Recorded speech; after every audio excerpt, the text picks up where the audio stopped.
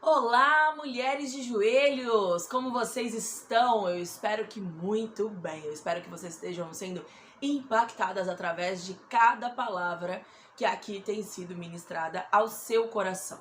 Nós fazemos isso com todo o nosso amor e esperando que vocês sejam verdadeiramente impactadas pela palavra do Senhor. Amém? Se você tem sido impactada através não só da minha ministração, mas da Marcinha, da Tininha, da Adriana, escreve aqui nos comentários. Escreve aqui pra gente saber que você está sendo impactada pela palavra do Senhor, porque que nós venhamos a diminuir e Ele a crescer. Aqui é tudo feito para honra, glória e louvor do nome do Senhor Jesus. Amém? Vamos lá hoje falar sobre Lucas 13? Vem comigo! No início aqui de Lucas 13, a partir do versículo 1, nós vemos aqui pessoas chegando até o Senhor, até Jesus, e dizendo para ele: ei, tu tem visto aí, ó, tá sabendo do massacre que aconteceu? Pilatos mandou que acontecesse um massacre, que matassem galileus enquanto eles estavam ofertando ao Senhor. Foi realmente um verdadeiro massacre. O texto não nos deixa muito claro, não dá para entender muito bem o que eles estavam querendo, qual era a motivação deles trazerem esse caso para Jesus. Nós não sabemos, há especulações, mas nós não sabemos se eles estavam querendo que Jesus fosse ali tomar um partido político, falar contra Pilatos, ou se eles estavam querendo colocar Jesus na berlinda, né? Que Jesus tomasse esse partido para haver um problema para Jesus, para que calassem a ele. Nós não conseguimos entender muito bem, mas nós entendemos qual foi a motivação de Jesus com a sua resposta. Jesus aqui, quando ele responde para eles assim: por acaso vocês acham que aquele povo que morreu, que estava no massacre, eles eram mais pecadores? Não, eles não eram. E nós vemos hoje aqui, no nosso tempo, ainda existem pessoas com este tipo de pensamento. Que se houve um massacre, que se houve algo acontecendo, e ele cita até as 18 pessoas que morreram num desastre natural, né, no bairro de Siloé. Ele fala aqui no versículo 4. E lembrem daqueles 18 do bairro de Siloé, que foram mortos quando a torre caiu em cima deles. Vocês pensam que eles eram piores do que os outros que moravam em Jerusalém? De modo nenhum. Eu afirmo a vocês que se não se arrependerem dos seus pecados, todos vocês vão morrer como eles morreram. Ele estava querendo dizer aqui, eles não são piores porque eles morreram numa catástrofe, ou como ele estava falando ali, num massacre. Ou seja, mude a mente de vocês, mudem a mentalidade de vocês. Todos aqueles que não se arrependem de seus pecados estão tão mortos quanto eles. O que ele está querendo dizer aqui para mim, para você, como ele disse para esse povo? Qual lição nós podemos extrair deste texto e colocar na nossa vida? Todas as vezes que ouvirem sobre uma catástrofe, não fiquem pensando sobre aqueles da catástrofe, tentando julgá-los. Mas serve para você julgar a você mesmo. Parar e olhar para o seu pecado, para o posicionamento que você tem hoje. Nós precisamos parar de analisar a vida do outro para trazer uma análise sobre a nossa vida. Como eu estou hoje, e se fosse comigo? E se tivesse chego a minha hora? Se eu chegasse agora diante do Senhor para mostrar tudo aquilo que eu fiz com os dons que Ele me deu, com a palavra que Ele me deu, o que eu teria para apresentar ao Senhor? Será que eu estaria imersa no meu pecado? Será que quando eu chegasse lá, eu ouviria o Senhor dizendo: bendito seja você que está chegando a mim, meu filho? O Senhor Jesus falaria: bendito seja você, o querido filho do meu Pai? Ou será que nós ouviríamos dele dizendo: ei, aparta-te de mim, porque não vos conheço? O que será que aconteceria? Ele está dizendo aqui: parem de achar que vocês são melhores do que aqueles que morreram, que o pecado deles é pior. O que ele está dizendo para nós é: pare de se importar com o que está acontecendo com outros em julgamento, para se importar com aquilo que está acontecendo com você. Se for para julgar, julgue a você, o seu pecado, como você se encontra no dia de hoje. Aqui após o versículo 10, nós começamos a ver então Jesus curando num sábado. O que Jesus nos ensina aqui? Ele bate de frente aqui com os fariseus, com os mestres da lei, com o povo que queria guardar o sábado, mas não deixava de levar o seu jumentinho, o seu boi para tomar água, que é o que ele responde para esse povo. O povo estava mais preocupado com a religiosidade, de manter a religiosidade, de dizendo o que pode e o que não pode.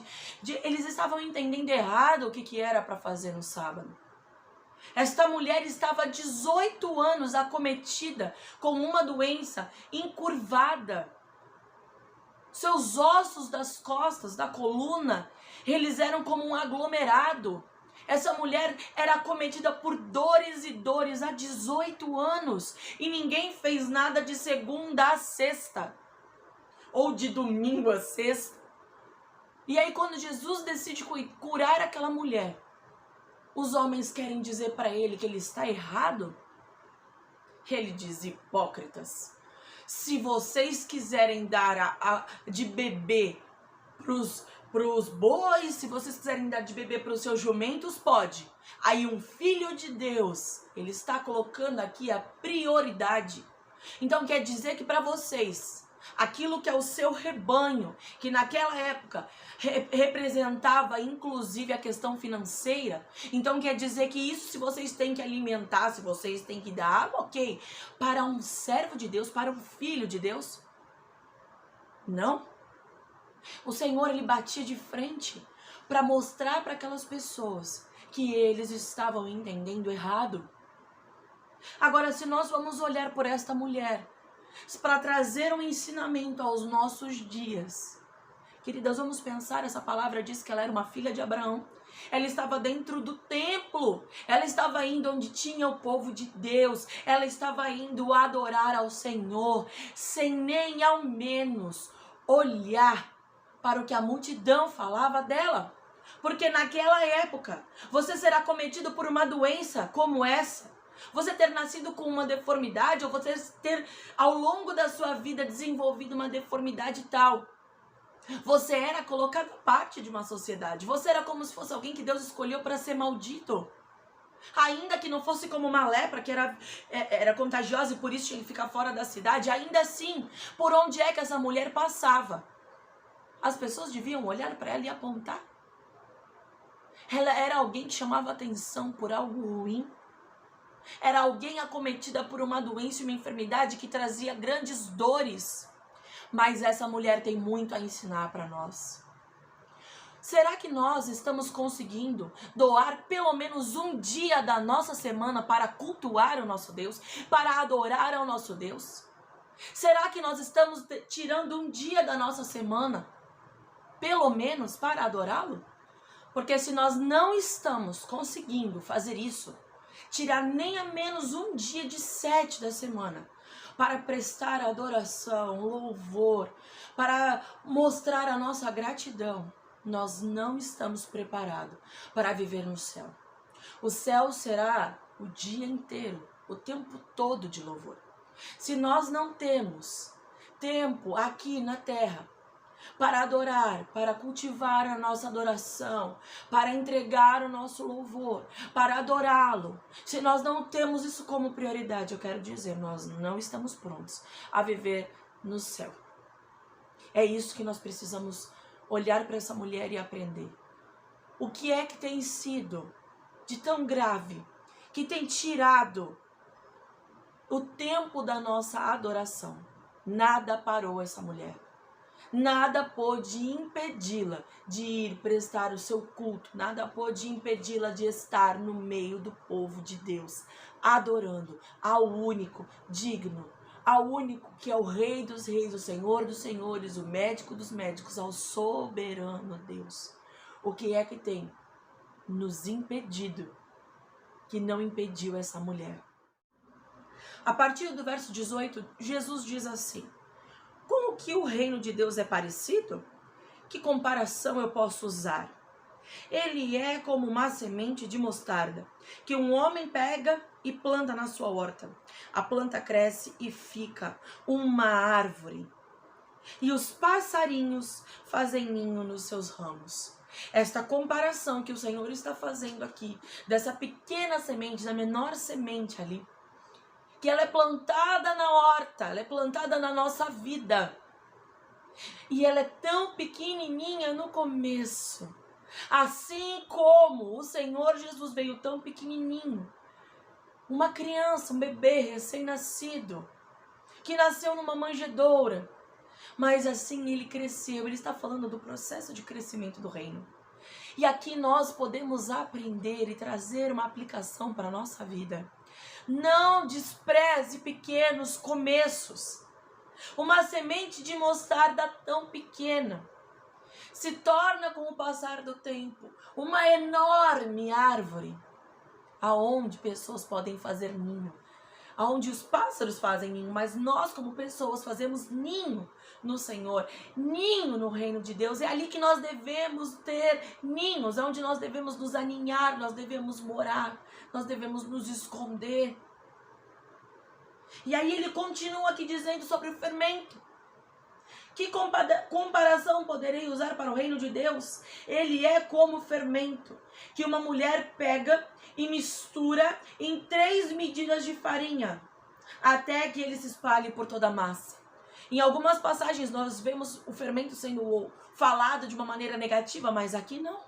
Ele está querendo dizer um pouquinho de fermento, colocado no meio dessa farinha, de dentro para fora. Ele vai crescer até que tome o todo. O reino de Deus, ele é plantado em nós, dentro, e ele vai tomando partes do nosso ser, até que nós sejamos inteiro, tomado por tudo isso que o reino tem para nós. Salvação, misericórdia, graça.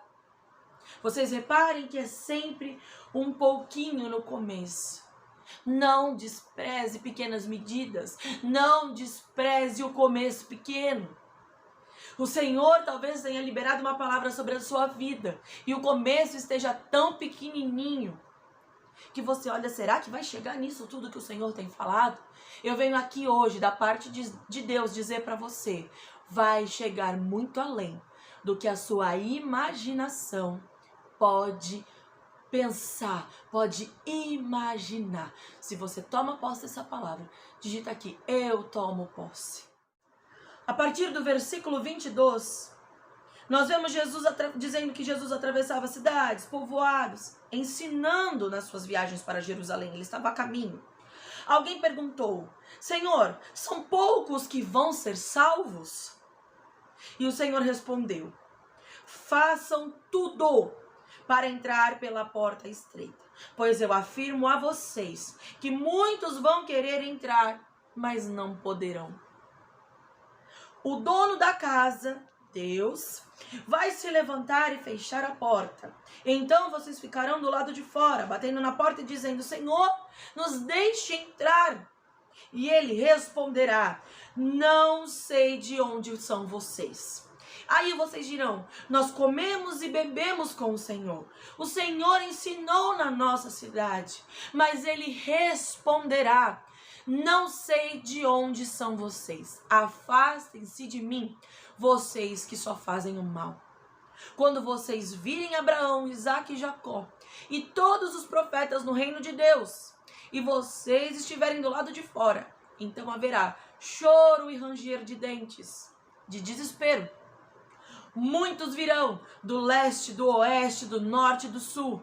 Vão se sentar à mesa do reino de Deus. E os que agora são os últimos serão os primeiros e os primeiros serão os últimos. Aqui nós vemos mais uma vez um povo perguntando se serão muitos salvos. Ou seja, está preocupado mais com a vida do outro do que parar para perguntar, será que eu estou pronto para ser salvo? E o Senhor está dizendo aqui para eles, se preocupem se vocês vão entrar. Para de se preocupar com a salvação do outro. Se preocupe com a sua salvação. Será que você está pronto para entrar? Porque aqui ele vai dizer, virão outros, virão muitos, do leste, do oeste, do norte, do sul, ele está querendo dizer. Virão gentios de toda parte do mundo. E eles que eram para ser os últimos, serão os primeiros a entrar. E o meu povo, o povo do Senhor, que era escolhido, será o último. Ah, queridos, nós precisamos parar e analisar O Senhor em todo o tempo está dizendo, analise a você mesmo.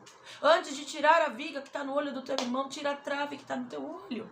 Nós precisamos parar e analisar a nós mesmas. Será que nós estamos prontas?